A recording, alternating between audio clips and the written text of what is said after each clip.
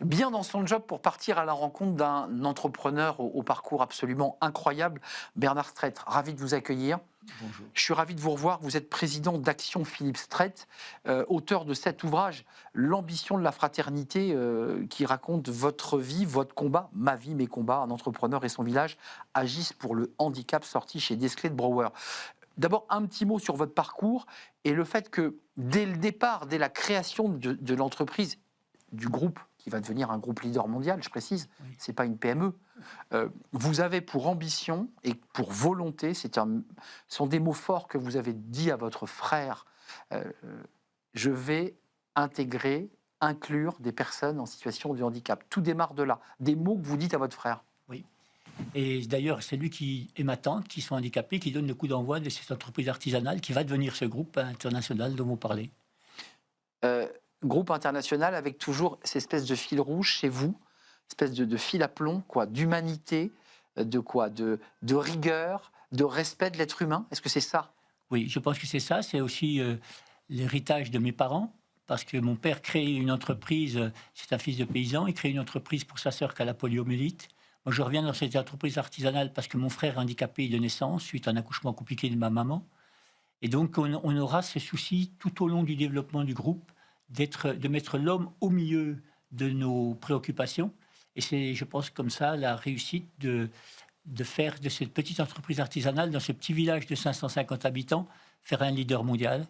Et en intégrant toujours des personnes différentes et des personnes handicapées, mais aussi en ayant la volonté continuellement d'intégrer dans ce groupe diverses cultures, diverses cultes, diverses modes de fonctionnement, et que les gens se respectent l'un l'autre. C'est Ouais, ce qui a fait la force. je sais que c'est important pour vous, que c'est ce qu'on appelle le vivre ensemble, vraiment mis dans la réalité d'une entreprise.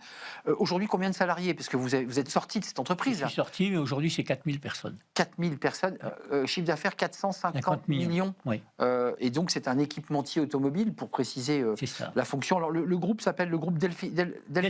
Delfingen. Delfingen, c'est pour rappeler le souvenir de mon grand-père et de ma grand-mère qui étaient des émigrés venant de Suisse alémanique. Et ils venaient d'un petit village qui s'appelait Radelfingen.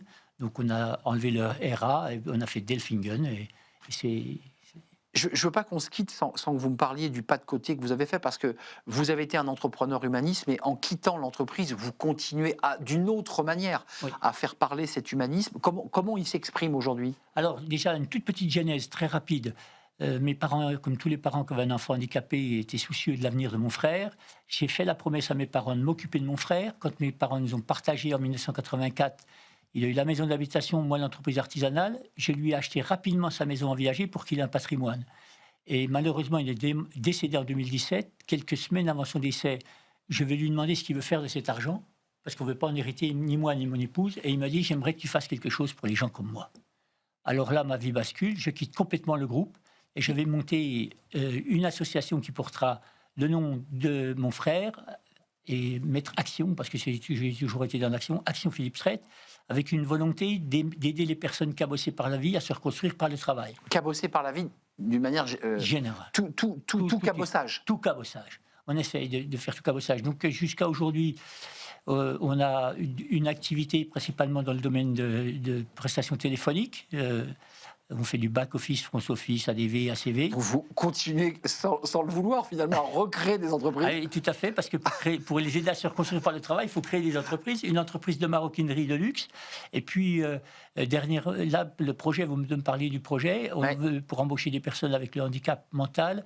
On a fait une belle salle de spectacle qui est au milieu de l'usine et qui peut recevoir 800 personnes debout, 600 personnes assises. On va construire un restaurant et les personnes handicapées mentales vont pouvoir être intégrées aussi pour pouvoir travailler en cuisine et travailler pour servir sur les tables. Et la salle de spectacle pour y faire des spectacles. Des spectacles, bien sûr, et des spectacles et des cabarets, des spectacles de soirée où tout le service sera assuré par des personnes avec un handicap mental. Donc un petit Pigalle sans le côté, mais un petit côté comme ça, un peu canaille.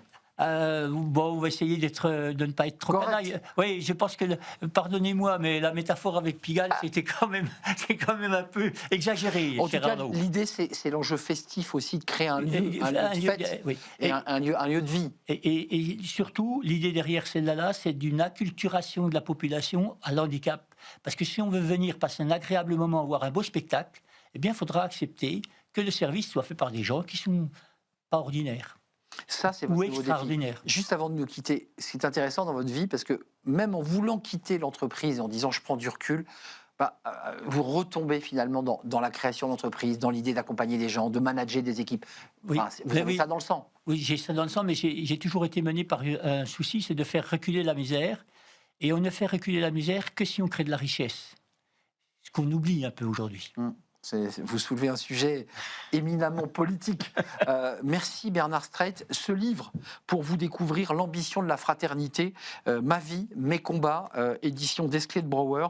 Vous êtes un entrepreneur absolument incroyable et même quand vous ne faites plus d'entrepreneuriat, vous en faites comme Monsieur Jourdain qui fait de la prose sans le savoir. Merci d'être venu me rendre visite. Merci beaucoup. C'est un vrai plaisir. On tourne une page. Tiens, les artistes qui viendront peut-être présenter leurs œuvres dans l'espace créé par Bernard Streit.